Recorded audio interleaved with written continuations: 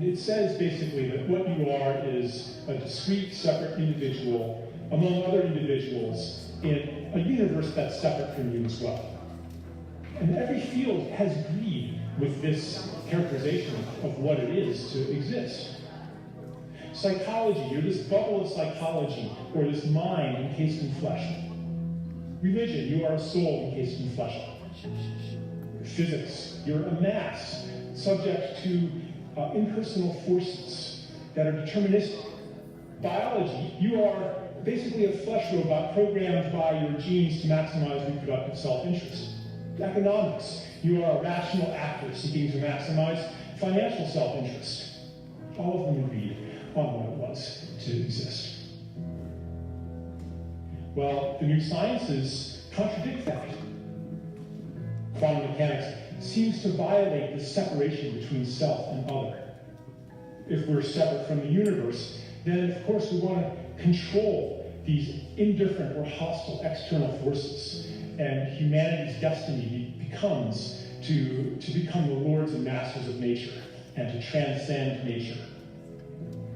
And it's not working too well anymore. In economics, that translates into growth, the endless growth of the human realm. And we're learning that there's a limit to that. And we're learning that it's not an external universe out there, but that everything we do to this world, we're doing on some level to ourselves. That is a wound that we feel all the time and that we suffer from. That pain of existing in our...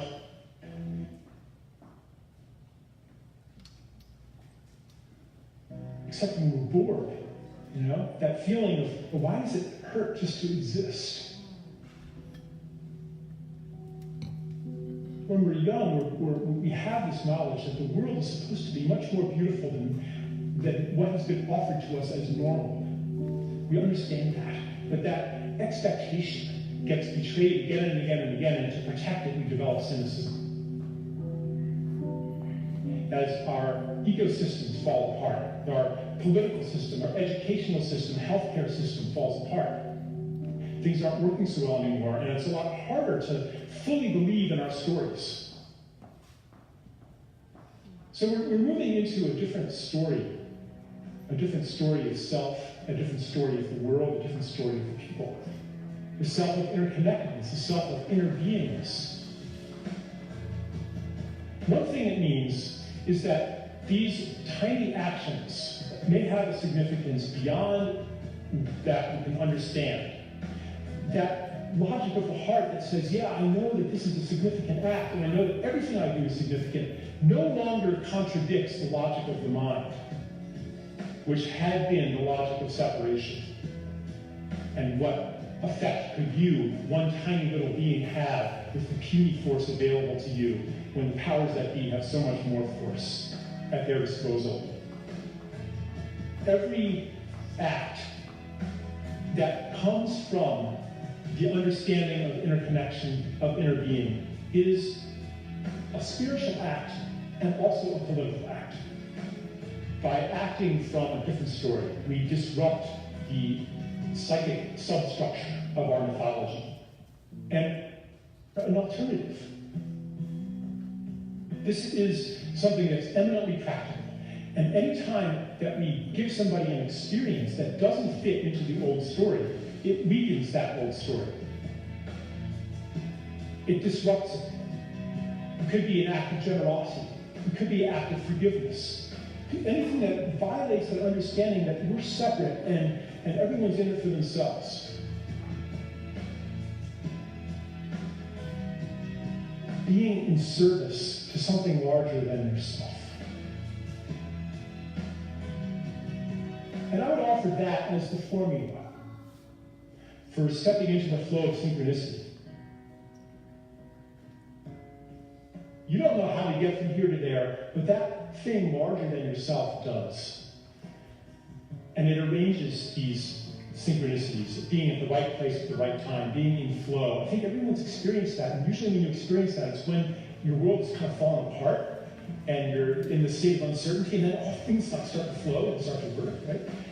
And we can enter that state when we let go of the paradigm of control and bow into service to this thing larger than ourselves. And what is this thing? What is it that unifies all of these different things that we're committed to? Let's call it the more beautiful world our heart knows is possible.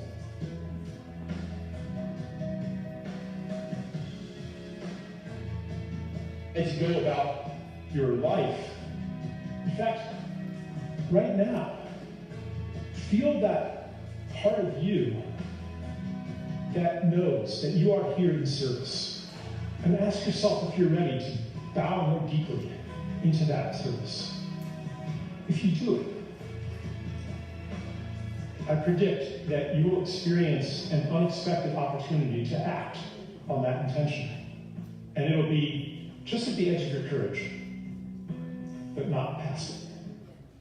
This is the new health green buzz rolling into town. James Maskell, so excited to introduce you to this man. He is on a mission to change the way we take care of ourselves and each other. We're ready for some significant change, but people haven't been able to make that change. For the last 8 years, we've been forced to buy health insurance from a small number of companies.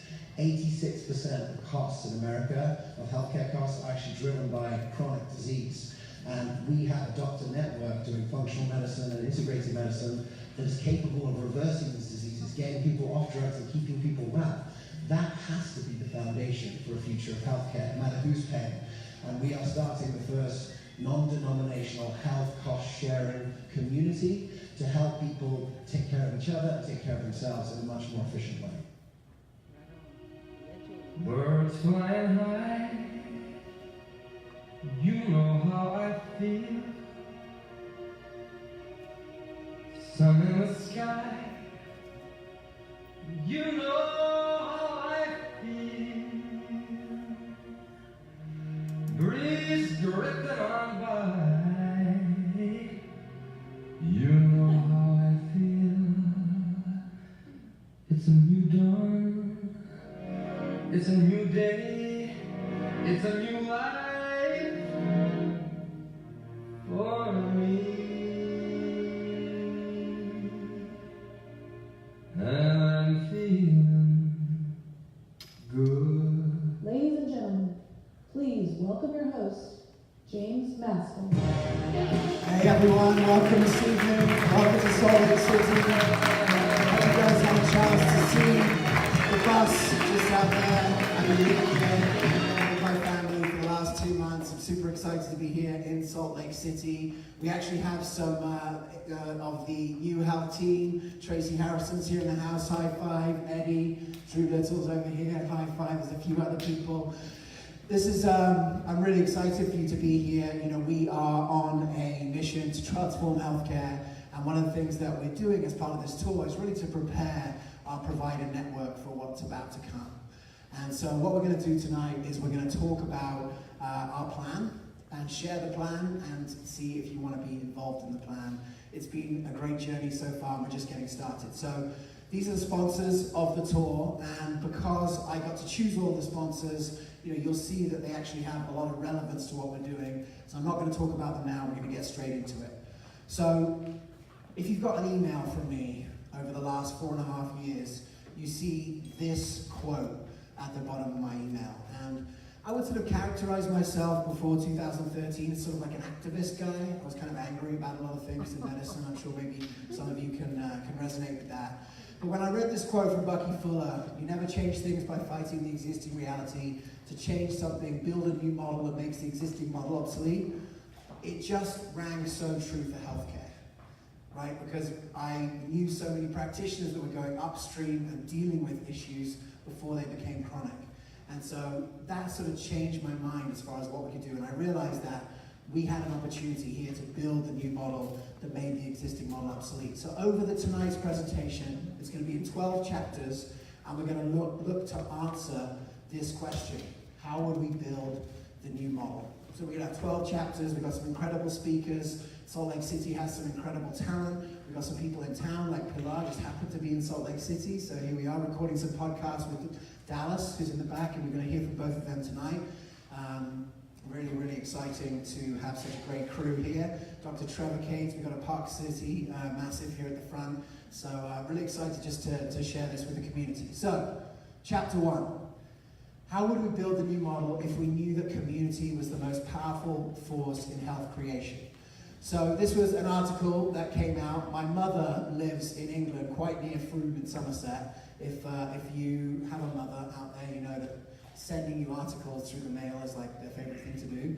And so she sent me this. So Frome in Somerset has seen a dramatic fall in emergency hospital admissions since it began a collective project to combat isolation. Here are lessons for the rest of the country. So, you know, we've covered in the Functional Forum many times that isolation is a bigger driver of all-cause mortality than smoking and drinking and some of our other vices. And so, you know, this is a big part. You know, we're going to be talking about, you heard Charles Eisenstein on the intro talking about this shift towards interbeing. And ultimately, this is what we're talking about. And then we started the tour, and then about a week into the tour, this came out in the New York Times. And it was an awesome article. It's called The Power of Positive People. Now, I'm not talking about relentlessly positive people who are unbelievably annoying to be around, right? You all know those people. I'm talking about people that actually add value in your life. So they say in Okinawa, Japan, which is one of the blue zones. Who's heard of the blue zones research, right? Everyone here? So the average life expectancy of women is around 90, the oldest in the world. People form a kind of social network called a moai, a group of 5 friends who offer social, logistic, and emotional, even financial support for a lifetime. So, you know, over the last few years with the evolution of medicine, we've just been creating communities. So the question is, how would we build the new model? If we wanted to build the new model, we literally create communities. We help create practitioner communities in every city. We've got these Functional Forum meetup groups in most of the cities around the country now. We'd help doctors to build communities of patients around, do things like group visits. Because as Thich Nhat Hanh said, community is truly the guru of the future. So, this is going to be a slightly interactive presentation. So I'm going to give you about 60 seconds right now. And the goal is you've got to meet someone that you've never met before in the next 60 seconds. And I want you to tell them your name and then why you were here. You've got 60 seconds. Go get it. No cheating, no staying sat down. Tracy, Eddie, I know you guys know each other.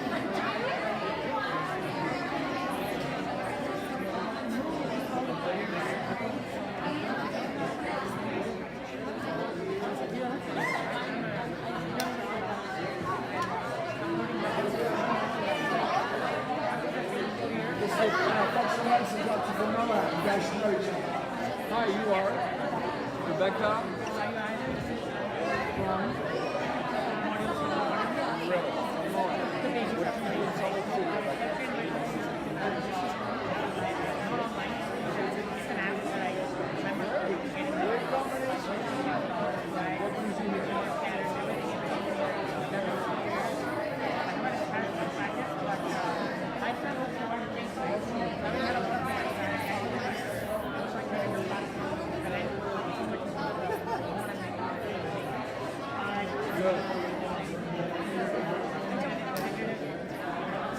Alright, I know there's unbelievably interesting people in the room, so I'm not surprised. This is going really well. There will be more time for interaction. But yeah, ultimately, creating communities is what this is all about. Glad we had a chance to meet. You guys can connect afterwards. You know, ultimately, what we've told practitioners over the years is that the biggest thing that you can do to add value to your patients is introduce people who want to be healthy to each other. And ultimately what we're doing here tonight is to introduce people who are ready for healthcare transformation to each other.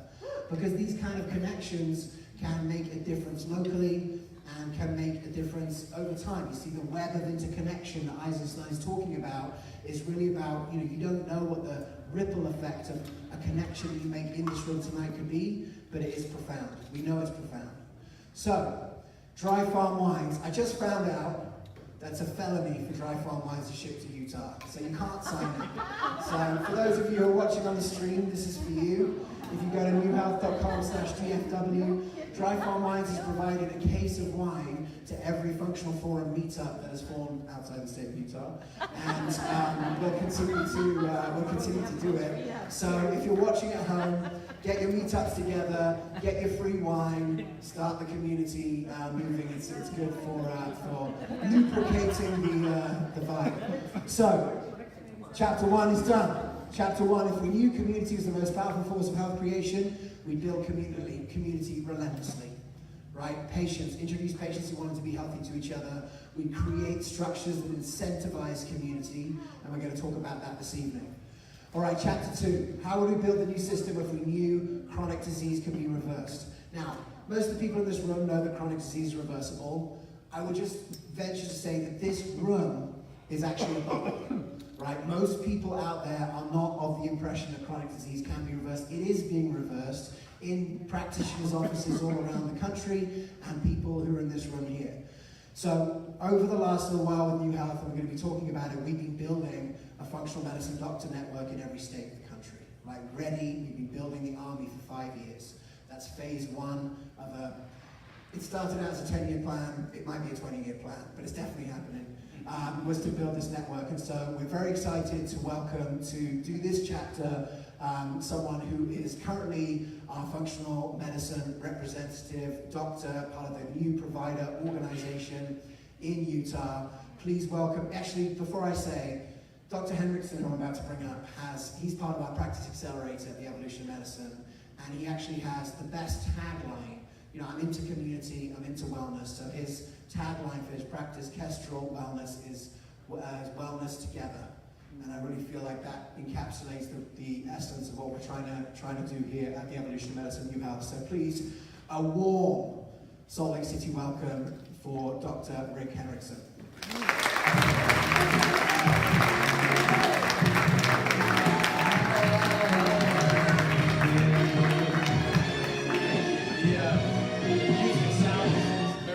Exciting and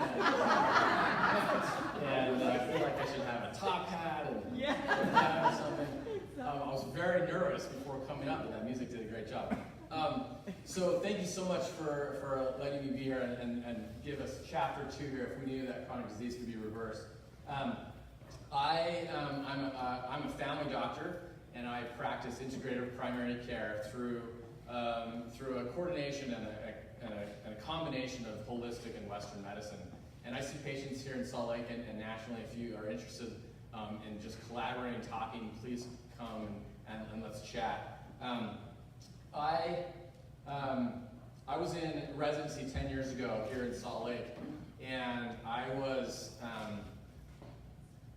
in a busy hospital, a local hospital, but it was also a hospital that was a private hospital.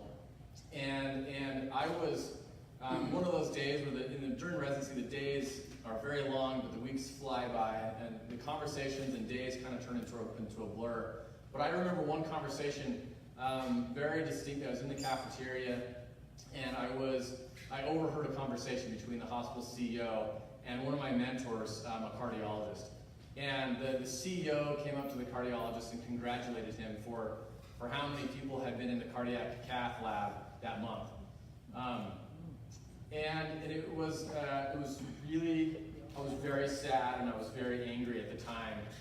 And both these people were good people. They wanted to help people, and I think we didn't have the tools. I didn't have the tools personally, and I think we had some misaligned incentives. And I think that we were looking at chronic disease as not a preventable disease, and that created changes in the way that we approached it. Patients and doctors working together create wellness. I really do believe that if we have aligned motivations and we work together, then we can get this wellness and we can cure chronic disease. Unfortunately, money gets in the way a little bit, and I think that it's the system that we've created has created these misaligned incentives. And part of the problem is not that we have bad people. I think we have really good people in the system. But money is a very strong motivator. Money will motivate us to do a lot of things. and I'm the same way, and you're the same way. Everyone can sometimes get in that kind of trap. So we have a system that where we get paid for a fee for service. So as a doctor, I see you in my clinic, I freeze your ward off, I get a payment. That fee for service model has really corrupted this ability to drive wellness, and these incentives and this motivation is no longer in the same place. The incentive, the alignment is not for health, but it's for overusing utilization, ordering more labs, ordering more lab tests. It's not for that connection, it's not for that community. That wellness is not that driver anymore because we have that fee for service.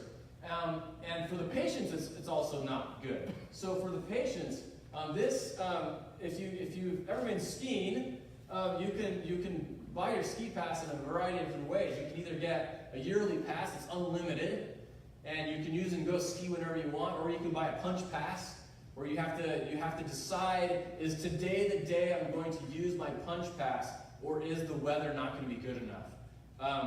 And that prevents people from going skiing. It prevents people from being happy because they are not taking full use, because they have that block in their incentive of going on the mountain. Same way in healthcare. Patients are not incentivized to use their healthcare because we are putting that extra charge on them every time they want to come in and see you. Unfortunately, what that does is prevents people from wanting to come see you. So if we can change that fee-for-service narrative, then we hopefully can change and get people aligned for that wellness. Because I do believe that chronic disease is preventable. And I do believe that we have that information. We can cure diabetes, and we can improve people's thyroid disease in ways that include more than just synthroid. We can do that, but we have to have the incentive for wellness. So how can we do that? If we knew that we could improve chronic disease, what is that model? So one of those models is, I think, for at least in my clinic, I thought about it, and I wanted to have my patients pay through membership. So my patients pay up front. Their incentive, because they've already paid me, is to then use me as much as possible. How about that? Their incentive is actually to use their doctor. Because they've paid, they know that they can come to me. My incentive is to keep them healthy. My incentive, because they've paid me, is I don't have to have them coming in every single time for a blood pressure check. I can change that structure in how I approach my patients. And instead, I can create systems that allow for health outside of the doctor visit. And that's where we bring in that together. That's where we bring in those innovative ideas. The next thing is also, I think, the way that we often design the system is paying for quality and outcomes. Right now, you get paid the same or even more if someone doesn't get healthy, right? So in a hospital, you get paid more in some cases if they don't get healthy. If I do a bad job, insurance pays the same, and that's our system. Unfortunately, that's not the right way to drive that incentives toward wellness. So if my patients don't like me, if they're not getting healthy, if my patients aren't seeing outcomes, they stop paying me, right? So I have this incentive for quality and outcomes, and we can look at other innovative ways to improve that even more so. I think that's where, if we align those incentives, we align what we're trying to do all towards wellness and health, we can change the narrative, we change that structure. So just lastly, I just know that that truly, and I do believe this, and that's why I use this as my tagline, Kestrel Wellness Together, that if we can come together, if we can build that love and that heart and group together and really combine and work towards the same goal, I truly believe that we can make differences in patients' lives and our own lives, and I truly believe in wellness together. Thank you. Thanks, Rick. One of the things that we've been talking about for a couple of years is the business model by which this kind of care reaches the masses. And ultimately, by being incentivized in the other direction for people to unplug from care before they get well has been a problem, right? Because this, it does require, you can't reverse your type 2 diabetes in one visit. You can reverse it in 3 to 6 months of high quality care. And so at New Health, and with what Rick's doing with his direct primary care clinic, we are realigning the incentives. So if you're a functional medicine doctor interested in building a functional practice of your dreams, Rick is our representative from Utah. When we launch New Health, we might get 100 members in Utah, 1,000 members in Utah, 10,000 members in Utah, and depending on, I know there's even some doctors from Wyoming and Idaho, and I think even Arizona here tonight. It's a big state, Utah, surprisingly big state. I'm driving a bus, so I've kind of got to realize how messed up this country is. But yeah, if you text doctor to 38470, we are building the provider network right now. We'd love to hear from you, and we're getting this set up. So thanks, Rick, for setting that up. So ultimately, you know, we are talking about a news story for healthcare. One of the things that we saw, you saw Charles Eisenstein at the beginning. It's about creating a news story, and the news story is that chronic disease is reversible. And I know that a lot of people, especially doctors, have got into this world because you've experienced it yourself. You've actively reversed it, or you've reversed it in a loved one. And what I see that's really frustrating, having been in this space for 13 years, is a lot of the stories that would be really transformational for people to hear are stuck in folders, like files, in functional medicine doctors' offices, and they don't reach the masses. And so we have created hashtag news story for this tour. We are creating outside, we've had people giving their news stories. People are doing it with their cell phones, very easy to do. You just use the hashtag news story. When we launch this product, we want to have thousands and thousands of news stories on Instagram, on Twitter, on Facebook, so that if people for the first time are coming into chronic disease isn't reversible, what do you mean? They can literally go to hashtag news story, where all of these stories have been cataloged, and they can realize that this is happening.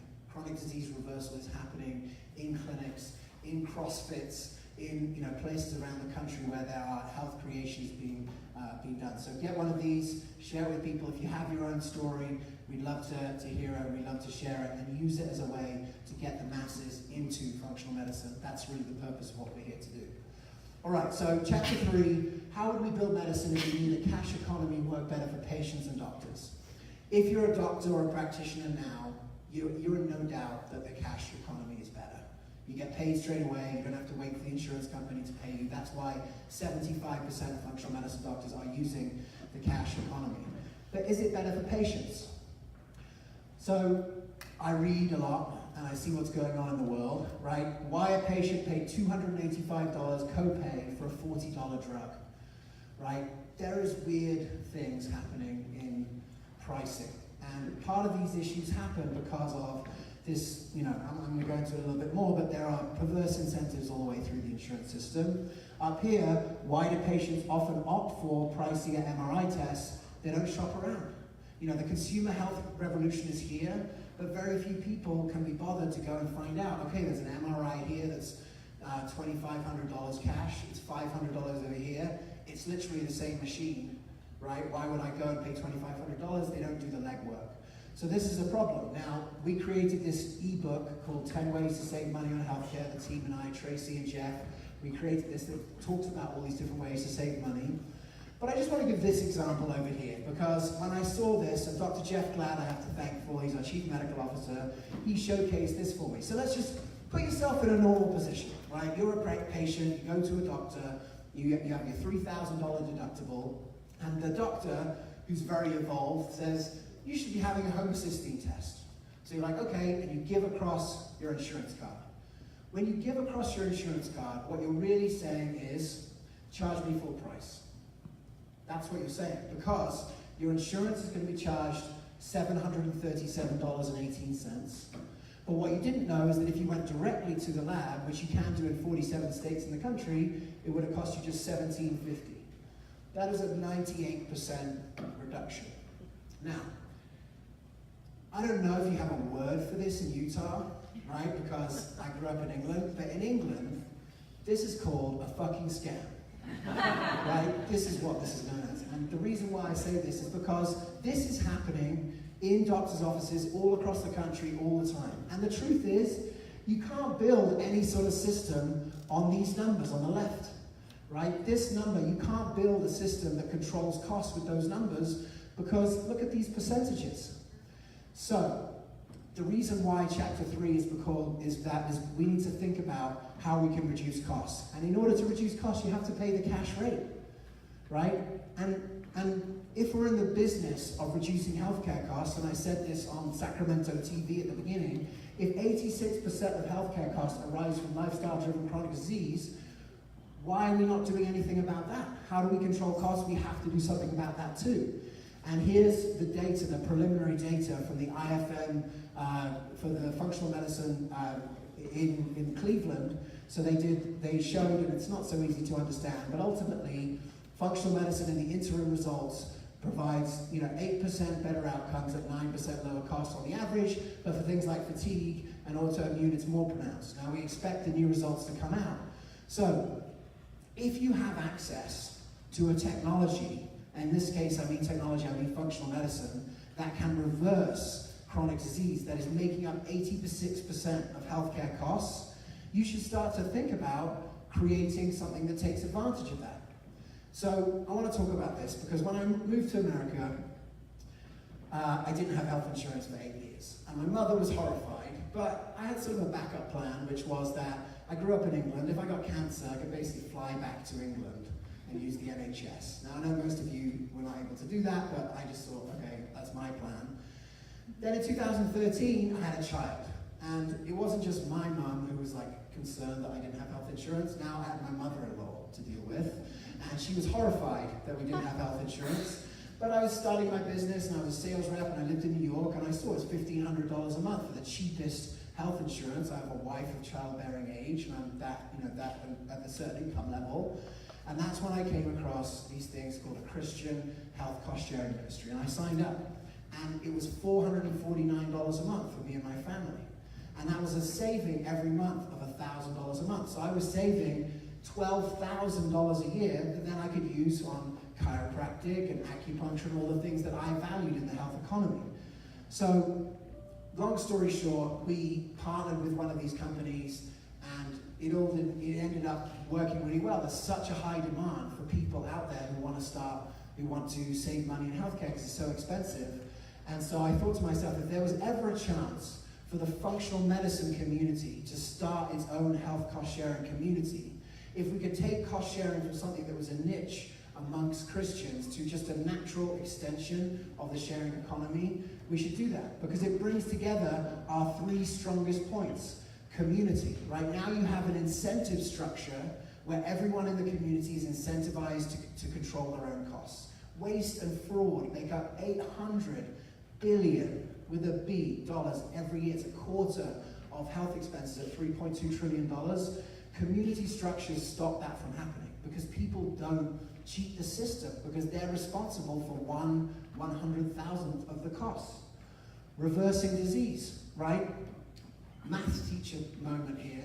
But if we have costs on the y-axis and costs on the y-axis and time on the x-axis, think about the cost changes. If someone gets put onto an autoimmune biological and their cost is going to be basically $250,000 a year in 5 years because they're going to be on 5, the elegance of reversing that disease and getting them back down to health means that you're saving hundreds of thousands of dollars every year from then on.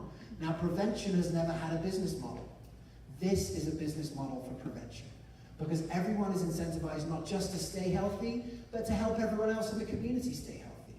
And that incentive has been part of our biology for thousands of years, and it is missing from the current health system. So, as a result of that, we are going to start the first non-denominational health cost sharing community where we're going to take advantage of our ability to reverse disease. We're going to build something on the cash economy. All the things that are happening in medicine that are sustainable, like the direct primary care movement, of which Rick Hendrickson is a part, are built on the cash economy. More and more organizations and even centers of surgery centers are posting totally transparent pricing because they realize that people are done with this scam. And so the New Health community is going to be launching later this year or early 2019. And we are here on this tour to be able to get our provider network and other people that want to be ambassadors for this idea into a position where we can now recruit people into the system. Now, when we did this event in Seattle, Jeff Bland spoke, and he said that he had been asked to speak at an AMA event. And they said, we're going to redesign healthcare, this AMA event. And they said, let's see what we should do. And guess what they put right in the middle? The doctor, right? And they were like, this is our starting point for the discussion. But truly, it has to be about the person. It has to be about the member. So this is the team that we have assembled for every one of our members. We have the powerful community. We're going to use the power of the community to keep people accountable, keep people well. We're going to have access 24/7 to a doctor. Sometimes you need a prescription at 3 in the morning. Not as much as you probably think, but sometimes you do, and we want to give people that certainty. Our functional medicine trained health coach. I had the absolute pleasure to meet Tracy Harrison in 2016. She's built the School of Applied Functional Medicine and has come on, started off as our director of coaching. I'm excited to announce tonight that she is the new CEO of New Health. She is a ridiculously capable human and is going to be leading this army of functional medicine trained health coaches with the functional medicine doctors behind them. And then possibly the most interesting of all is this billing concierge. If you have any issue that is more than $500, anything more than just an appointment with a doctor, which you could choose any doctor you want, you can choose your clinician. You can choose any doctor you want, you speak to the billing concierge and that person will take care of organizing, finding that cheaper MRI, right? Finding organizing ahead of time. I spent last weekend with some friends in an event in San Diego, and he was telling me he's been part of a Christian ministry for a while. He broke his arm. The bill was $128,000. By going through one of these people, was able to negotiate it down to $9,000. Right? That is happening in medicine all across the country, and you can't build a system on that $128,000 pricing. It just doesn't work.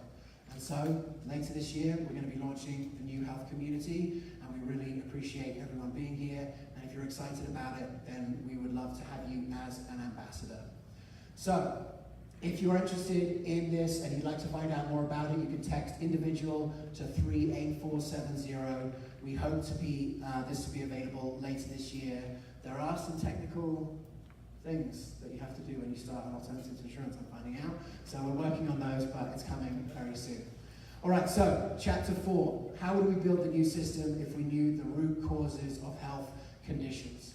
Now, in functional medicine, the sponsor of this segment is Dutch Test. Amy, give us a wave here at the back there. So Dutch Test has been a great supporter of the tour. Tracy's a big fan. Ultimately, what they are teaching practitioners to do is to get to the root cause of hormonal issues. We have, in the Salt Lake City area, one of the leading lights in educating people about the root cause of particularly skin conditions. So please welcome to the stage, all the way from Park City, Dr. Trevor Gates.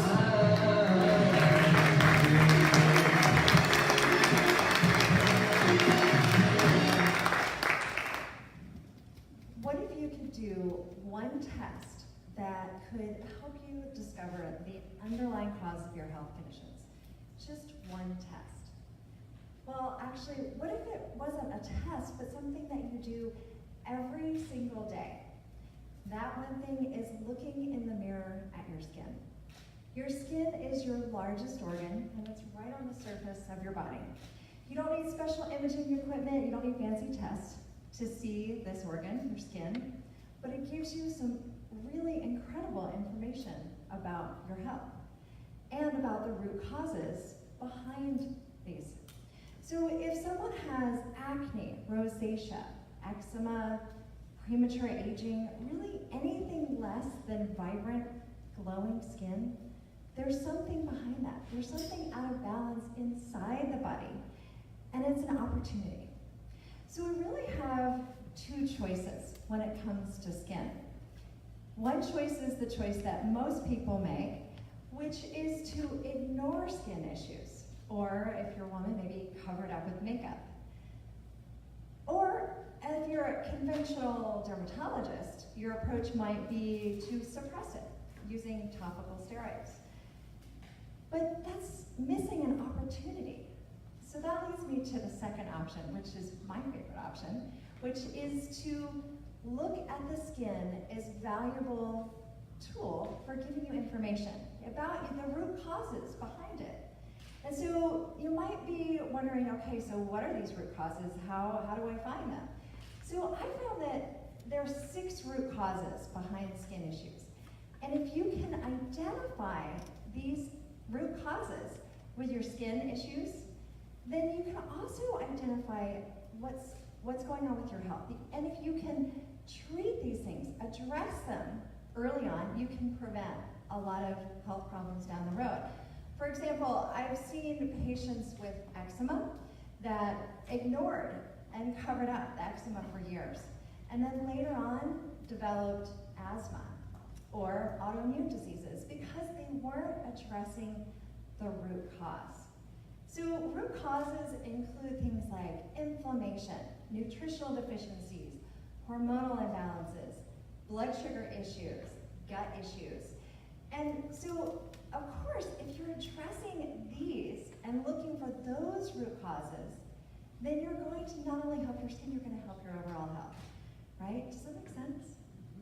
And so I just get so frustrated with the typical approach of ignoring and covering up the skin.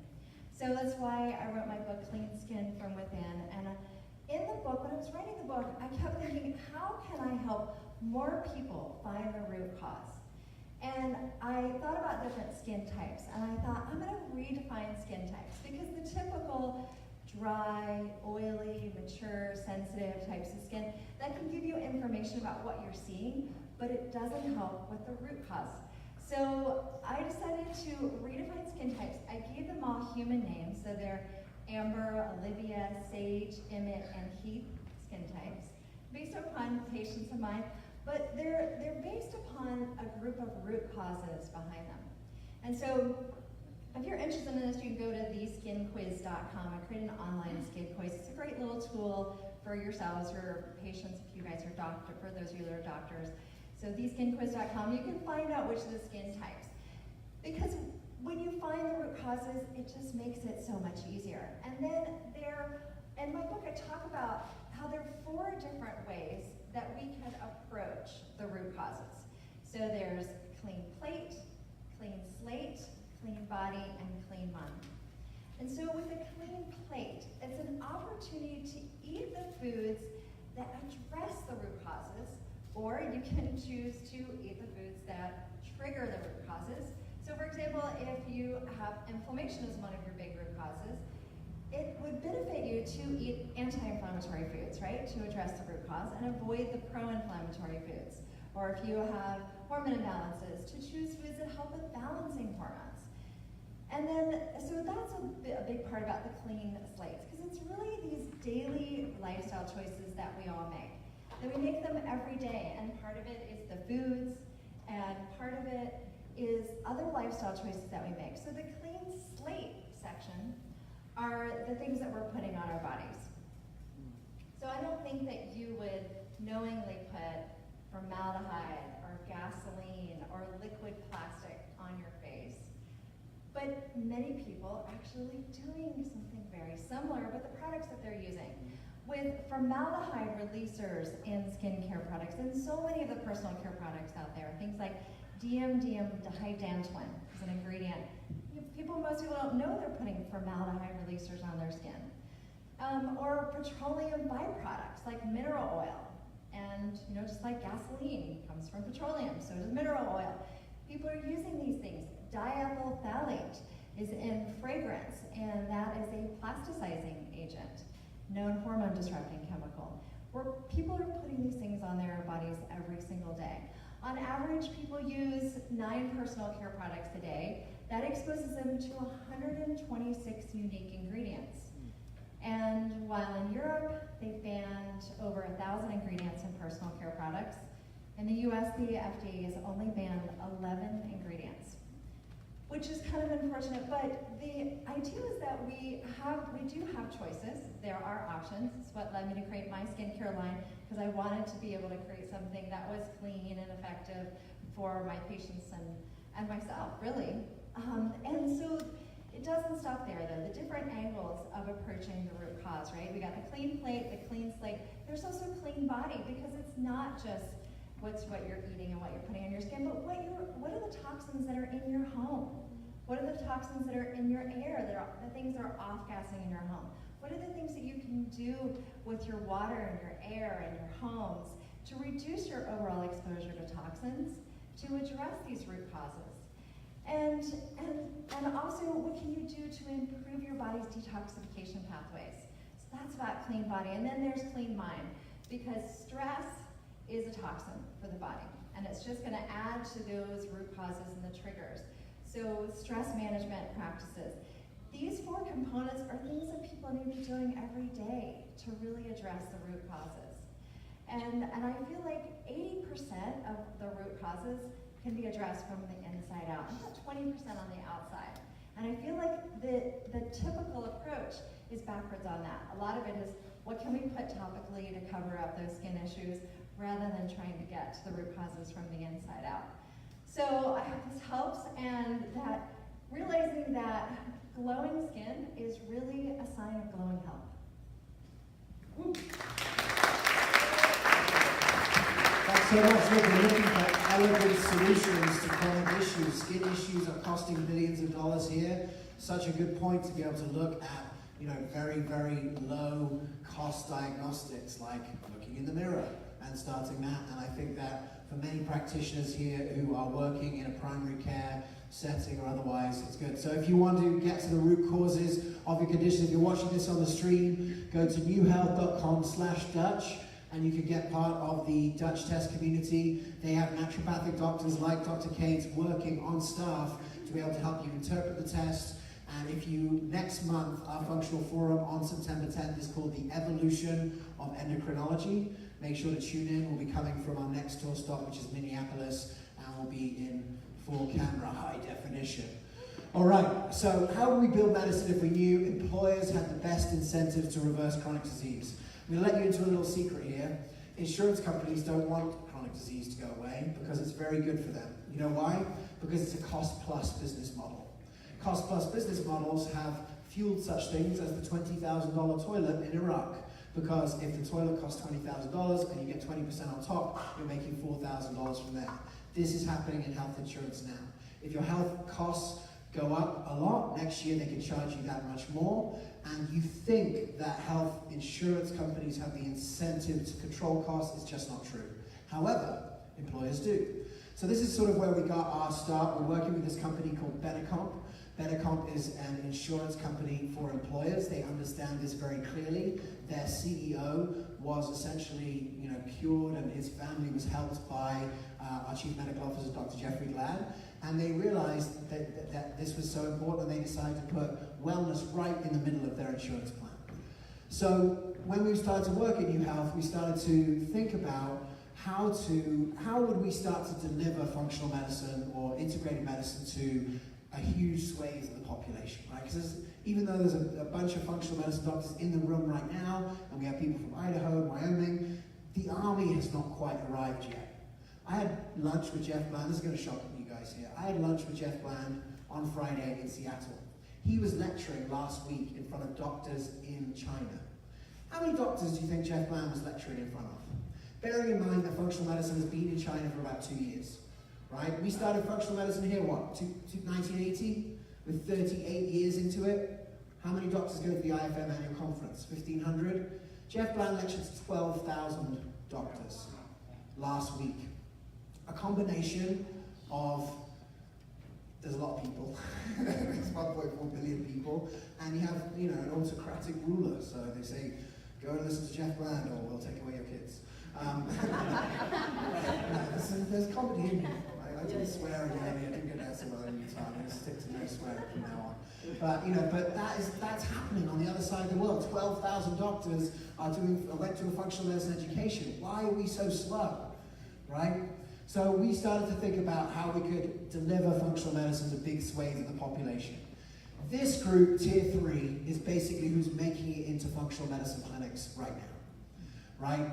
Just think about the unicornness of a patient that has to make it into one of your clinics, right? In order to get there, they have to, first of all, decide their doctor doesn't know what they're talking about. Second of all, go online to know that there might be some sort of alternative. Third, find that alternative in their hometown that's in their price range and then pay for it. That is a unicorn, my friends. And that is how they've been able to, this is being the sole provider. So we wanted to be interesting in what are we going to do with these people? Healthy is good, we can educate them. And mild chronic, we want to think about them. And that's why we came up with the idea of the physician supervised health coach, to help people do the healthy behaviors. Now, I assumed that the world looked a bit like this, right? Lots of healthy, few others, and then a few tier 3. We started working with our first client, which was a car dealership in South Carolina. Turns out, looks a bit more like that. And that's probably not just in that part of the world. Look, these people are unbelievably expensive. These people, if left to their own devices, become these people. These people, with a little bit of health coaching and helping enact healthy behaviors, become these people. Whether or not your kids will ever grow up in a country that has enough money to sustain it, or the whole country goes bankrupt, literally depends on getting these people into this group. If these people go into this group, there will not be enough money to go around. There won't be enough Humira to go around to everyone, and we will literally bankrupt the country. So this is what we've been practicing in readiness for the next phase. So if you are an employer who is looking to reduce the cost of chronic disease, then you need to text employer to 38470. For some reason, oh, there you go. Text employer to 38470. We're excited to find some supplement companies and lab companies that have got on the bus because they realize this is going to be good for them. We're looking for employers all across the country to work with. All right, chapter 6. This is a new chapter. We've never had this chapter on the tour before, but I'm super excited to have Pilar Gerasimo in the house tonight. Is anyone else frustrated that mainstream media does not really cover functional medicine? And if they do, it's kind of like, look at this scan. It's really annoying. Pilar founded this magazine called Experience Life Magazine. And it's an amazing magazine, and it's been running for over a decade, and it was one of the first magazines, the first really, to cover functional medicine consistently. All of the big names in functional medicine, like Dallas Hartwig over there, been on the front cover, I think. Experience Life Magazine's here. We're super excited. Dallas and Pilar have a podcast together. She was in town recording. It just so happened. So, how would we build a new system if we knew that staying healthy in today's society took a little bit of deviance? Please welcome Pilar Gerasimo.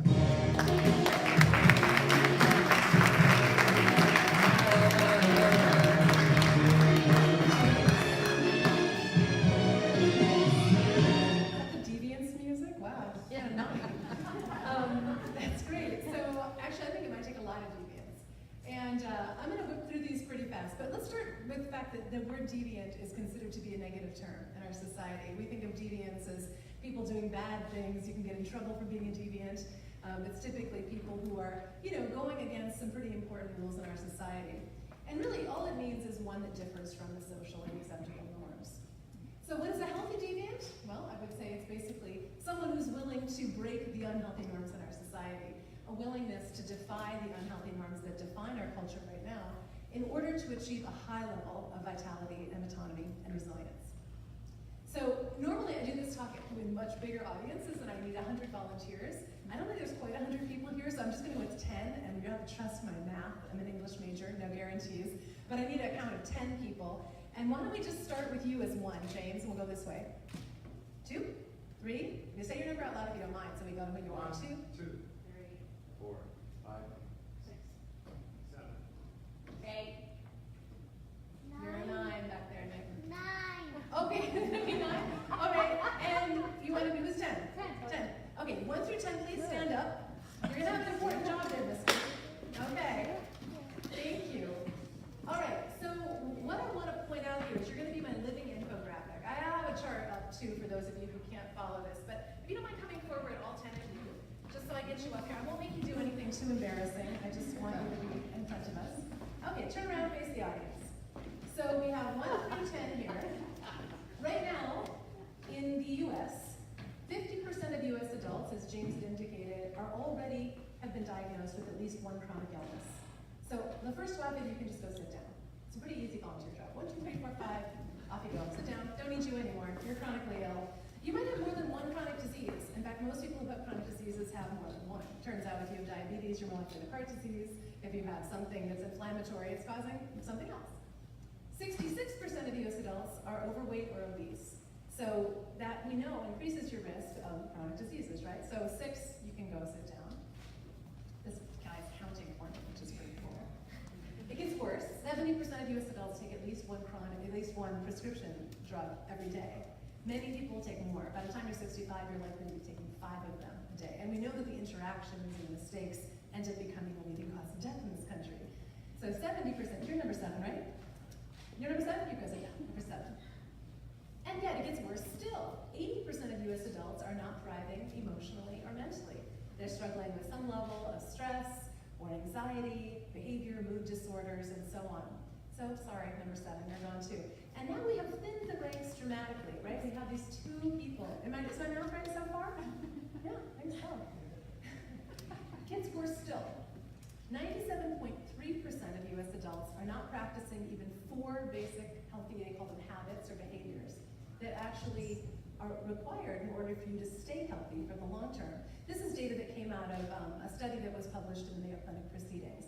And they defined the 4 that they counted as eating a reasonably healthy diet. Now keep in mind, this was a reasonably healthy diet according to the USDA nutrition guidelines. Inside joke there. It also was having at least 30 minutes a day, 5 days a week of exercise, moderate exercise, not a very high standard. And maintaining a healthy body weight or body composition was one of the things that they counted as a habit, which I think is weird because it's really an outcome of other habits, but it's, I guess they considered it a behavior. The 4th was not smoking. So that's great, but 97.3% of adults are not doing those 4 things, which means, I'm sorry, young man, you can go sit down because I only need 1/2 of her body left. No, actually, 1 arm would probably do it. Because think about this, now with 100 people, I've just said, no, you're not going anywhere. With 100 people, we just cut through a whole lot of people who stood up and then went and sat back down. And it gives you a sense of now we're down to this really one tiny part of this person, because 97 questions was 1 out of 10. But normally there'd be like 2 people standing out of 100 left, 2.5. So this is an interesting point. The things that they did not count, they did not report on in this article in the Mayo Clinic Proceedings, were a bunch of factors that, as Jane referenced, are actually as or more important than the factors that they did count, like sleep and stress management and social connection. So how many people do you think, if we counted all of those things, would be considered healthy and reasonably healthy, and also on track to stay that way over the long term? I would argue, whoa, my thing is just a joy. Crazy thing. What should this be pointing at, James? Well, I would argue that it's probably less than 1% of the US population. Maybe. And now we're left with this one person, actually one tiny little part of this person standing. And you have to think, like, what kind of society produces results like that? Where 1 out of 100 people, maybe, is healthy and happy and on track to stay that way. I would argue that the answer is fairly straightforward. It's a sick society. Only a sick society would produce those results. And a lot of you probably know this great quote by Judy Krishnamurti, where he said, "It is no measure of health to be well adjusted to a profoundly sick society." And yet we have asked people to adjust, and we basically have created a society where what's normal, as you indicated, is to be unhealthy. So now we have this one person standing here, and you have to think about, what does it feel like to be the one oddball who's left standing, who has to do all of the things that you have to do to stay healthy, that no one else is doing? How does it feel, by the way, now that everyone else has sat down and we got a whole bunch of people standing here looking at you? Yeah. I think she has to be a deviant. And look at the glowing skin. It's clear that she has to be. For your trouble, I give you a Healthy Deviant t-shirt. Thank you very much.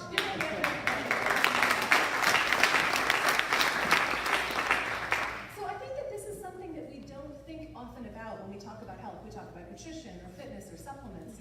But I think it's important to acknowledge the social pressures that people are up against in performing these behaviors, these healthy habits, in maintaining them against a very strong tide that goes the other direction, right?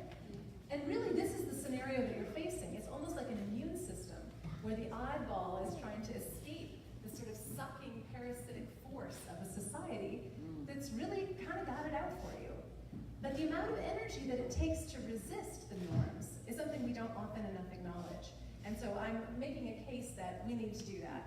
I'm writing a book right now called The Healthy Deviant, and we talk about healthy deviance a lot on the podcast, The Living Experiment, which I host with Alice Harvey.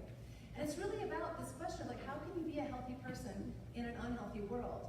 It's fine to give people diets to follow and supplement regimens and workout routines, but how do you help them do that when no one else is doing those things? So my brief 3-part manifesto, which you can find at my site too, is First of all, you have to realize that you're asking them to subvert the entire unhealthy default reality. That my term unhealthy default reality is really just the word for what this society is in general, right? So all of the routines and norms that normal people do on a daily basis, that the medical system asks you to do, that's set up when you go to the store, where are the healthy or unhealthy foods at, you have to figure out that you're disrupting an entire social set of norms. The second thing you have to do is be willing to admit that it's nuts. And notice when you see the crazy magazine covers with the bikini bodies that nobody looks like, be willing to call it out. Let's start pointing and laughing at the crazy rather than being run by it. But that takes a lot of social courage too. Most of us recognize that we live in a crazy world, but we don't talk about it very much. I'm advocating for talking about it. And I really think we need to make this more fun. I think it has to be a party. It needs to be more inclusive. We get into these little narrow modes of I'm a vegan and I'm a paleo and I do functional medicine and you're conventional, so I don't talk to you. And I think that we make it this odious set of tasks that one has to do. Follow the exact perfect diet, do the perfect workout, sleep the right number of hours. And it stops being fun. And when it stops being fun, I think it stops feeling like anything that anybody wants to join, and we need more joiners. So I'm advocating for that as well. Ultimately, one of my favorite party animals, Frank Zappa, said it best, I think, without deviation, progress is not possible. And we need deviation. So I want to thank James for being a healthy deviant and Rachel on the whole new health tour. And for you guys showing you obviously are healthy deviants or you would not be here. And we need to grow the party and make it bigger. Thank you. All right, thank you. We've got one more t-shirt. We're going to throw it out. Baseball style for the crowd. Does this fit me? Large. Nah, maybe by the end of the summer. All right. Thank you. That was actually one of my favorite talks of the whole tour. And I do want to say that, you know, coming to Utah talking about deviance is a tricky task. I think she pulled it off. I want to say thank you. Like, it does take an unbelievable amount of, you know, healthy deviance to go on this crazy trip that we've done. And I just wanted to say a big thank you to my wife, Rachel Maskell. She not only drives the bus, but does the merch, organizes everything, has been just an absolute legend on this tour, and wouldn't have been able to do it without her. That was a real mic drop. Pilar, if you want to know more about Pilar, go to thehealthydeviant.com. You can take the quiz. Pilar is going to be there in Minneapolis in a couple of weeks' time too. That's where she is, so very fortunate to have you here. Speaking of deviance, you know, the evolution of medicine was really set up to create communities, to make a party, right? In the functional forum early on, we wanted to make functional medicine cool, right? We are moving one way or another from being the weird kids to the cool kids, right? It has to be that way. It happened with tech. Like, Zuckerberg's not cool, but like, being a billionaire's cool, you know, but ultimately that industry went from being weird to being cool. And this industry is moving in that same path. And ultimately what we tried to do with the evolution of medicine was to make functional medicine cool by putting aspirational doctors on stage, by making it, you know, a fun part to be with. I put Daft Punk, I played Daft Punk in the Royal Society of Medicine in London. Like, I'm sure that's never happened before. So, you know, we tried to make it cool. And one of the things that we're doing recently is that, you know, for doctors, you can read the book and you can, you know, join the evolution, you can transform your practice to functional medicine. For other people, you can become a health coach. But there are a certain number of people that are healthy deviants that can never see themselves being in like a clinical environment, health coaching. And so we're really excited. We just launched a new program called the Practice Marketing Implementer. What we realized is that the best functional medicine practices, what did they have? A business partner, right? Someone who knew how to run a business. And so the Practice Marketing Implementer we launched is basically for people who are passionate about functional medicine, that know they don't want to be any type of clinician, but want to be part of the movement.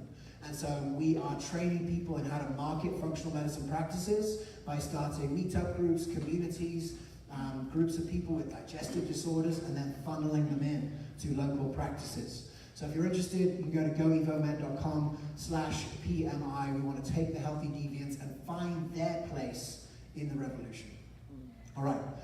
So chapter 7, how we build medicine, how we build a new model if we knew ingredients matter. You know, we're really thankful to have on this tour as one of the sponsors, Genexa. Mark Mendelacino, who's the Chief Medical Officer and renowned functional medicine doctor, will be speaking on the 10th in Minneapolis.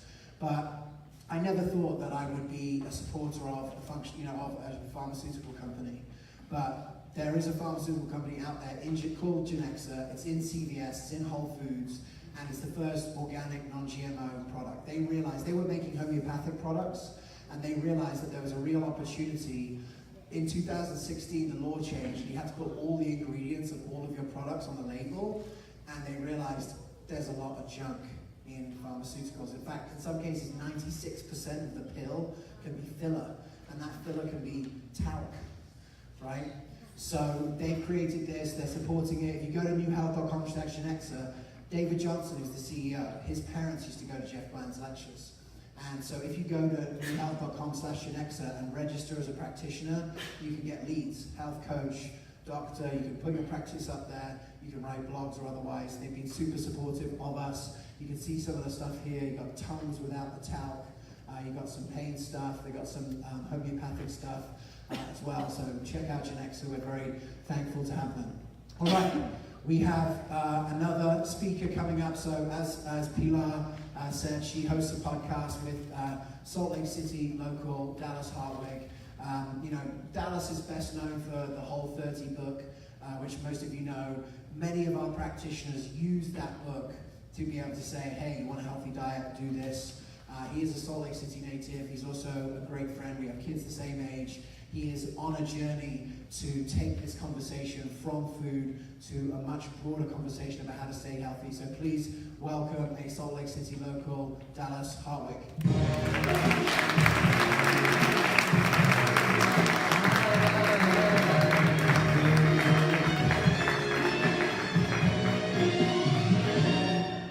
I'm never again going to do a talk without that music. When I was in high school trying to figure out what I was going to do with my life, I recognized that one of my core values coming strong from my parents was this idea that I wanted to make the world a better place in some way, and that usually involved helping people individually. And I thought about going to medical school and decided I didn't actually want to go to school for 47 years. I know $7.2 million at the end, so I decided to do something else. I got my undergraduate degree in anatomy and physiology, went to PT school, and became a physical therapist. And I went to a good school, and I passed my boards, and I did good work.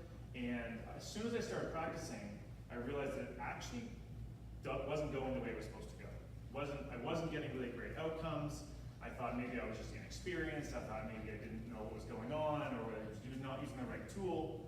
And I went to more continuing education courses, and I got more experience, and I didn't get good clinical outcomes. And I wasn't quite sure why, and I was frustrated. I was not quite sure what was going on.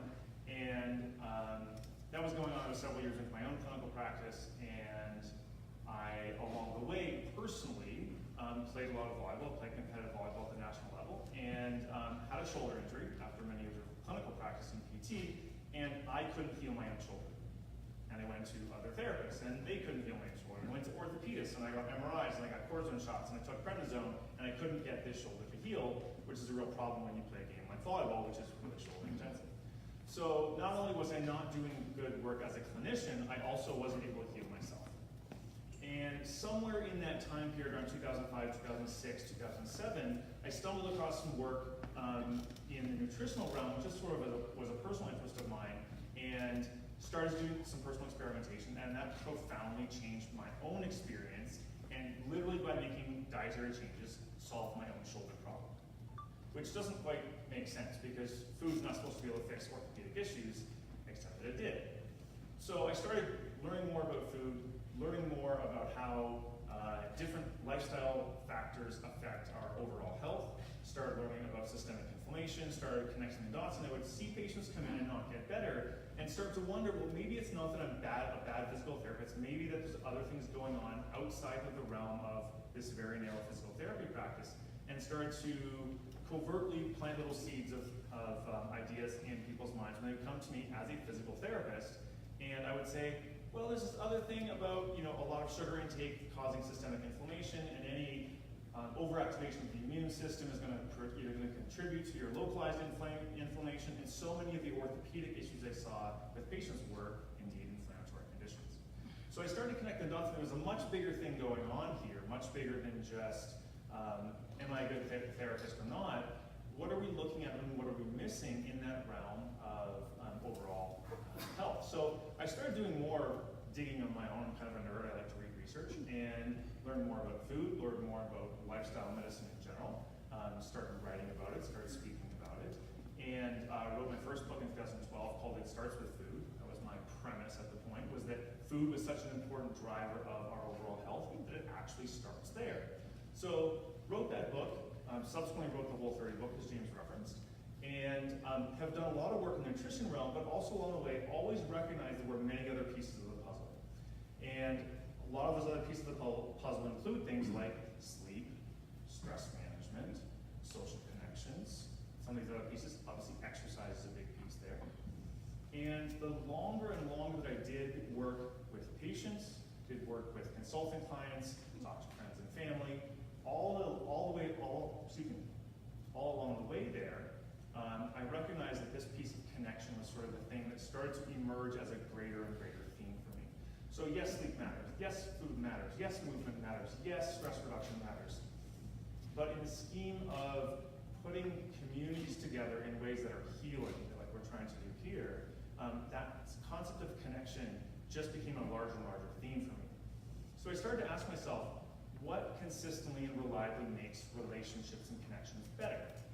And so I'm kind of reverse engineering how to do this now in my mind, and as best as I can tell, one of the things that makes relationships of all sorts consistently better is generosity. And that's not just generosity of giving people money, that's generosity of spirit, generosity of intention, giving people the gift of your attention. So in the attention economy these days, your eyeballs and your time are everything. So being generous with your time and attention is a really profound statement and a very healthy, deviant way of behaving. So then I'm like, well, okay, if generosity consistently makes relationships better and improves connections between people and strengthens communities, how do we get people to be more generous? And it seems like when you notice the things you're grateful for, it spontaneously produces generosity. So it's hard to just sort of wake up one day and be like, these are all the things that I'm so grateful for. And people do gratitude journals with lots of ways to achieve that. But it seems like there's probably a step before that even. So as best as I can tell, slowing down, pressing pause, noticing things, being fully present, being mindful with the way you navigate through the world, consistently and spontaneously produces the sensation of gratitude. So if we start with the premise that connection between individuals, between communities, what makes the world better on a large scale, then each of us individually can work backwards and say, okay, I need to do all of these things. So from the front end, it is being more present to other people. It is using technology more judiciously.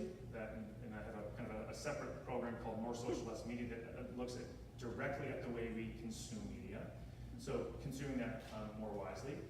Then, whether it's through a mindfulness practice, slowing down, paying attention, giving people a gift of your attention, whether it's the barista at the coffee shop or it's with a long-lost friend you're trying to catch up with, giving them that time and attention. Being really present to what's going on in your life. That then, spontaneously, and if you haven't noticed, if you've never done this, slow down, be present, notice the light, notice the look in someone's eye, notice the tone of voice, really just be there with them, and really, really often, whether you're sitting with yourself or you're sitting with somebody else, that sensation of like, oh, things are really actually good, right here and right now. When I strip away all of the depression and guilt and shame about the past and the anxiety about the future, right here and right now, things are beautiful. And when you get that sensation of gratitude spontaneously produces generosity, and you can turn that out into the world in any way you want. And that's how communities get better. So we've spoken a ton about how to make the world better from lots of different perspectives. My idea ultimately is that outside of a specific healthcare system, we as individuals become sort of micro communities, literally within our families, our homes, our very small geographic communities. And that then is what we use as hubs for spreading ideas and generosity. And then when we come across resources that have been really profound for us, we can share those, and it's sort of a trickle-up effect in that sense. So I would encourage you to consider that as an approach to make the world better through connections of all sorts. One other thing that I'll say, there's a we've long thought about, and this is particularly true in sort of the free world, the Western capitalist world, we've talked about survival of the fittest as a way to justify the sort of dog-eat-dog capitalism. But survival of the fittest is a phrase and an idea that comes from evolution, but it's a little bit distorted in the modern world because we've misunderstood that as survival of the fittest individual. Well, humans have never operated as individuals. We've always operated as communities. So I would propose a tweak to that phrase, which is survival of the fittest communities. And we can start doing that here and now. Thank you.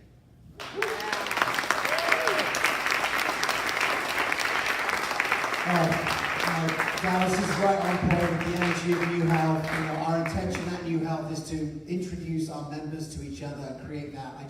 Dallas and I were at a conference a couple of weeks ago, or maybe a month ago, and I ended up sitting next to a marine biologist, and he studies mussels.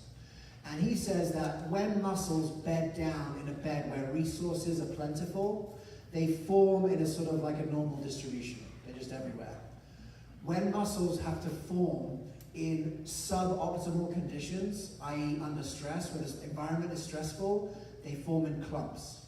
And the reason they form in clumps is because they need the positive feedback loops of each other in order to thrive. So this is a very natural situation. You can understand why we didn't need community in the 50s, 60s, and 70s in America, because look how much money and everything there was. Everyone had their own little home and the yards. It's going to get weird in the next decade, and we're going to need some help, and that's why community is so important. And at New Health, our goal is going to be to introduce people who want to be healthy to each other, to create these MOIs, to be able to create these community structures. We've proved it with the Functional Forum. We've built 500 meetup groups across the world. We're going to do it again with our members. So in the back, you'll see our merch booth. There is this, we're talking about how to stay healthy. Buddies in My Belly, we had the writer of it, Sarah Morgan, speak at the last Functional Forum. This is my daughter's favorite book. If you have kids, one of the things she said that was really profound was that, if you're a grandparent and you're not really that excited about the health of your kid and maybe your own kid, your grandkid and your own kid, great way to give this book, because then the parent has to read it too, right? And they have to learn about the microbes. So this is cool. How to Make Disease Disappear. It's basically kind of like Dallas's book, Whole 30, but for all of the different healthy behaviors, exercise, otherwise. I love it because it's just got a really punchy title, and I think that cuts through the noise. My wife Rachel, her story cards are there if you need to understand how to change your story about healthcare. Go there for some inspiration at the end. So if you're a health coach seeking a fulfilling career in integrative functional medicine, we have the Functional Medicine Coaching Academy represented at the back. Her school, Tracy's school, Andrea Nakayama's school, we are drawing from for our health coaches. I can't guarantee you a job because we've had over 1,000 coaches already apply, but I can tell you that we are going to put health coaches on the front lines of medicine, and we're super excited about that opportunity. And if we're going to talk about that, FullScript has been a great sponsor of us too, supporting this all the way along. If anyone have a FullScript account, if you're a practitioner, yeah, FullScript is awesome. They've got 50 geeks working in Ottawa to make sure that your patients take their follow-up supplements, right? You don't have that many geeks in your office. You need that many geeks on your team. Use FullScript. Go to newhealth.com/FullScript. You can set up an account. All right, Chapter 9, how will we build healthcare differently, build a new model if we knew ourselves better? This has been a journey that I've been on. We have Oura Ring as one of the sponsors. I've been wearing this thing. So I want to tell you about, Dallas and all my friends and functional medicine would be like, you got to sleep properly, you got to have good sleep hygiene, no looking at your phone before bed. But because my data point was just like, hey, I actually sleep pretty well. When I want to go to sleep, I fall asleep straight away, I wake up in the morning. And I thought, okay, well, sleep's not my issue, food and exercise are probably more of my issue, so I need to work on those. Then I got the Oura Ring, and then I realized that although I was not waking up very well, not waking up, only 3 wake-ups a night, and my efficiency of sleep was good. I was getting 2% deep sleep, 9 whole minutes over the night. So look, here the thing is like we can know ourselves and we can think we know ourselves. Oh, I'm a good sleeper, but do we really know what's going on? And so we can either go to that journey of knowing ourselves through meditation or inward reflection, but technology can help us to do that too. It can look at your behaviors as well. This is when I went to a wedding. It was like, dancing for like 5 hours, but they're resting heart rate and all kinds of tools here. So if you want to check, if you're interested, you can go to the back, oilring.com. If you put the code NEW, you can get $50 off. You know, this is the kind of thing that if you want to learn more about yourself, is a great tool. All right, chapter 10. You know, people tell us the whole time, we've done the functional forum and you've practiced functional medicine for a while. It's just like, hey, we need a new standard of care, right? Everything you've heard here tonight is not reflected in the medical standard of care. So we need a new standard of care. And luckily, our name of the company is new, so we created one. So ultimately, you know, what we're going to be taking forward to the masses in New Health is a new standard of care. You know, the beauty about having your own health cost sharing community is you get to decide what the standard of care looks like and how people are going to practice, because we're not relying on those kind of things. So, patient centers. Our members take ownership of their health data and their wellness goals. This is a big part. The goals particularly, that's what the coaching is for. The second is do no harm. This should be the number one idea here, but this comes from the naturopathic therapeutic order, which is that you should use the least invasive, least costly, and most effective modalities first. By doing drugs and surgery first, we're doing it the wrong way around. Lifestyle foundation, you've heard about that tonight, the healthy deviance, choosing these tools. The second part of this, system thinking, identify causes, and integrate modalities. We're talking about functional medicine here, right? System thinking. Look at what Trevor talked about tonight. Skin issues are not a reflection of the skin. They're a reflection of what's going on in the body. Identifying the root causes, using things like Dutch test, using things like Zyto, which we'll hear about in a minute, and then integrating modalities, using different practitioners together. And I just want to see here, based on members' preferences and beliefs, right? People's beliefs about the care that they're getting profoundly affects the results of it. So we have to work with the members and how they feel about it. Interactive ecosystem for data management. And this is the last one I want to talk about, is community leadership. Our veteran community members mentor and inspire new members. Already, we've had members come through New Health who want to be health coaches. So many times because they realize that they've had profoundly different experience with medicine and they want to help other people to have it too. So who thinks that it's time for a new standard of care? Anyone? All right, awesome. All right, so chapter 11, how would we build a new system if we knew the future of medicine was energy? Smarter people than me have said it. We have a company here tonight that's actually from the Salt Lake City area, Zyto. Their founder, Vaughn Cook, is our final speaker today. So please give a warm welcome for Zyto's Dr. Vaughn Cook.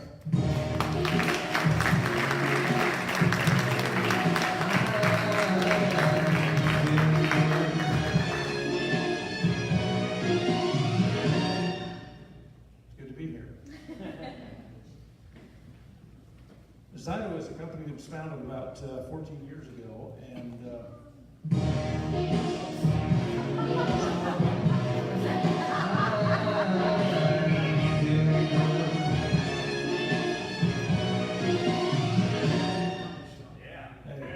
I may do that again. So. This is a symbol that we're all familiar with. It's actually an ancient Taoist symbol that represents two concepts, yin and yang. And that really is an expression of how the universe is put together. It talks about, not in direct terms, but it talks about constraints and opposition. And in order for things to function the way they do, everything has to be opposed in some way by something else, or everything has to be constrained in some way. And in the medical practice, the goal is to get those constraints to balance. So the idea in energy medicine is to have yin and yang complement each other in a way where they feed into each other and not dominate each other. If you look at... I'm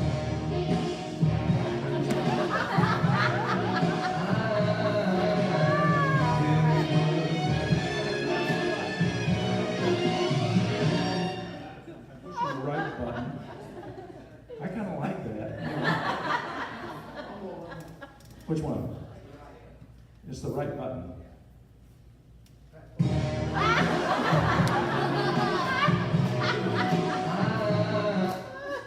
Oh, you push it again. Thank you. I'm pointing the laser the wrong direction. So if you look at physical anatomy on this yin-yang continuum, let me give you an example. Yang is a description of things that are hot, high, external, active. Yin is a category that includes things that are low, interior, substantive versus functional, colder. Yin is female, yang is male. And if you put the human anatomy on a continuum along this yin-yang scale, the most active part of our anatomy is qi, and qi is energy. Next comes blood, then body fluids, then tissue. That's why when you start to take a vitamin, you have to wait a certain number of days before you actually see its most profound effect, because the effect of the chemistry will be chemical. And it takes a while for anything you introduce into your body to be absorbed at a tissue level.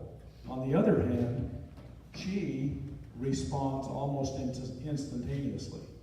And energy precedes everything that happens to us anatomically. So when you start to feel like you're getting sick, that's actually a sensation that comes to you as a result of your energy moving to a sick posture or out of balance. And when you start to feel like you're getting better, that is your body's energy system moving back into that balanced position, and you can feel it if you listen for it. I'm really gun shy. It's the right button, and I'll point it this way.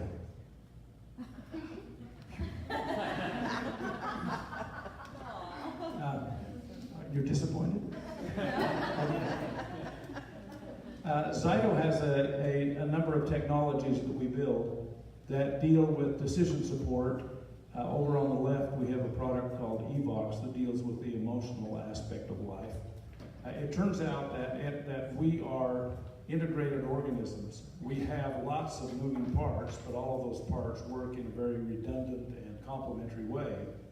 It also turns out that we are hosts for a tremendous number of organisms. There's about 50 to 100 trillion cells in your body, and there's about 500 trillion microorganisms that cohabitate. And those microorganisms have a symbiotic relationship with us. Well, it turns out that if you look at the things that happen in our body beyond just this microcosm, we have expressions of health that occur in terms of our blood chemistries, our energy patterns, but our emotions are another part of that continuum. And quite often we will see someone with an emotional condition and we think, oh, it's all in their head, or it's all an emotional thing. Thinking that somehow emotionals are separate, or they're a piece of us that are just out there isolated. In fact, when you look at the body energetically, each emotion has an energetic attachment, which means it has a chemical attachment, which means it has an organic attachment. And the Evox technology uses the voice as a marker to determine those attachments. It also, by using energy, has the ability to do what's called reframing. So we can reframe your perception, and when your perception reframes, your emotional state changes profoundly. For example, you may have a friend who continues to date the wrong type of woman or the wrong type of man. And you look at their dating habits and it's totally dysfunctional, and you say, I can't believe that she keeps dating the same jerks. Well, the reason that happens is because she has a perception that leads her to the same type of person, and she's making her best choice. The problem is she just doesn't see any other choices. With Evox, or he, I'm not picking on women here, Evox very quickly will introduce into the energy field details, or it's really electromagnetic energy that's introduced. It's information that gets introduced at a subconscious level, and with that information introduced at a subconscious level, it gets absorbed very quickly. The perception reframes, and people's lives change because they see possibilities beyond what they could see before. So energy is really not only important to us as organisms, it's important to medicine as an organism. It's the energy of the world. It's the energy, as we understand this whole energy continuum in a more comprehensive way, we're going to see that energy is really where the future is in medicine. Thank you.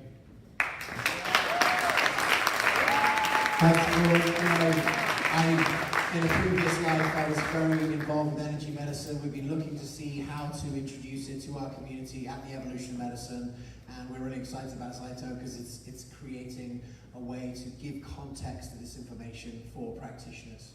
So the last chapter tonight is how will we change medicine if we knew that we didn't have to ask permission to change the system? This is a big one. You know, I hear from practitioners and patients all the way along where patients' lives are transformed because finally they felt like they had permission to be a healthy deviant, where they finally had permission to live a different kind of life, to do a different type of diet, to operate in a different type of health system. We're all waiting for permission. You know, I think we're all waiting that maybe the legislature is going to change the rules, that we can like maybe get functional medicine here or there.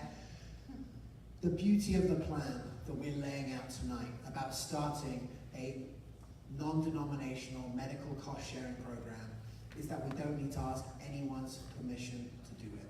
We don't need to convince any higher up to bestow their magic juju on us. All we have to do is come out of this community, to build on top of this community. I want to say thank you for coming out tonight, for being part of this community. I want to encourage you to support the people that have supported us, Amy with Dutch Test and the merch and whatever. Like, this has been, you know, a labor of love to be able to do it.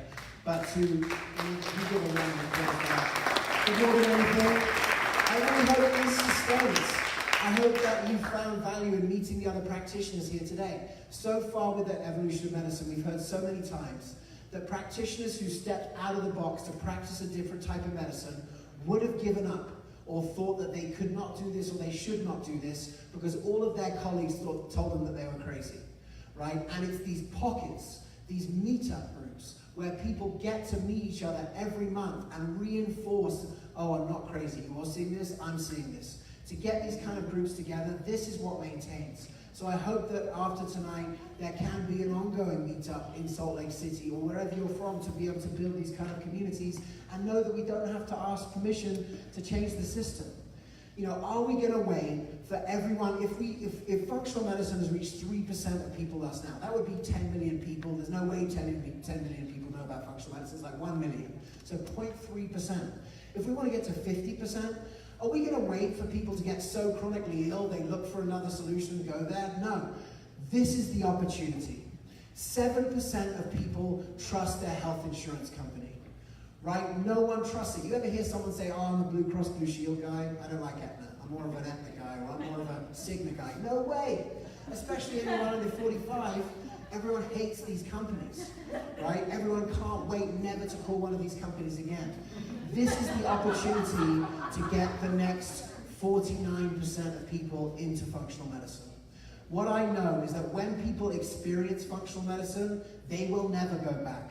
They will never go back to a doctor that doesn't ask them questions about their health, about their goals, about their exercise, about their food.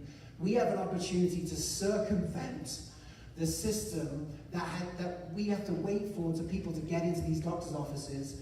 Use the opportunity that's in our hands right now to be able to bring people through, to give them a less expensive and a more comprehensive alternative to health insurance, and then we just give them the functional medicine. And they do it, and they like it, and then they never go back. That is the opportunity in front of us. That is the purpose of the Youth Health community. If you're tired of overpaying for health insurance, text individual to 38470.